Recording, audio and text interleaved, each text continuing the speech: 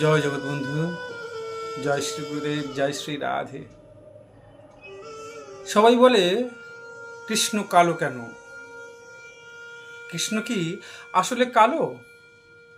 উত্তর হচ্ছে না, কৃষ্ণ কালো নয়।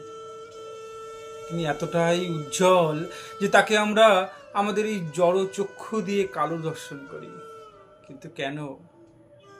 উদাহরণ যদি বলি, সূর্য এত উজ্জ্বল যে আমরা এই জড়চক্ষু দিয়ে সূর্যের দিকে 1 থেকে 2 মিনিট তাকিয়ে থাকলেও তারপর যেদিকে তাকাই চারিদিকে শুধু অন্ধকার, কালো কালোময় দেখতে পাই।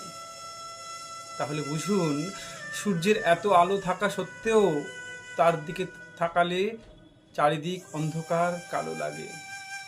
ঠিক তেমনই কৃষ্ণ হচ্ছেন কোটি কোটি সূর্যের আলোর ন্যায় আলোকিত, তার এই সচ্চিদানন্দ রূপ। তাই আমাদের এই জড়চক্ষু দিয়ে ভগবানের চিন্ময় কোটি কন্দর্প কমনীয় তার সচ্চিদানন্দ রূপকে দর্শন করতে পারবো না। তিনি এই বিশ্ব ব্রহ্মাণ্ডের সমস্ত জ্যোতির্ময় আলোয় আলোকিত। তাই আমরা মানুষ এই মনুষ্য চোখে তাকে কালো রূপে দর্শন করি। আচ্ছা, আকাশের রং নীল কেন? আকাশের গভীরতার জন্য তার রং নীল। এই সমুদ্রের জল নীল কেন? সমুদ্রেরও গভীরতার জন্য সমুদ্রের জল নীল।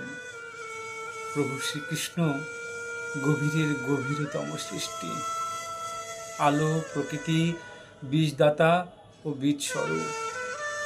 তিনি নিত্য, তিনি সৃষ্টি, তিনি আদি, তিনি মধ্য ও অনন্ত। তার রূপের গুণমহিমা এই জগতে কেউই বলতে পারবে না। তার রূপের গুণমহিমা এই জগতে কেউ বলতে পারবে না, একমাত্র ভগবানের শুদ্ধ ভক্ত ছাড়া। কারণ ভক্তের হৃদয়ে গোবিন্দ সর্বদা বিরাজমান। তাই কখনো দেখবেন বলা হয় না যে ভগবানের ভক্ত, বলা হয় কি ভক্তের ভগবান। হরে কৃষ্ণ কৃষ্ণ কৃষ্ণ হরে হরে, হরে রাম রাম রাম রাম হরে হরে। জয় শ্রী রাধে।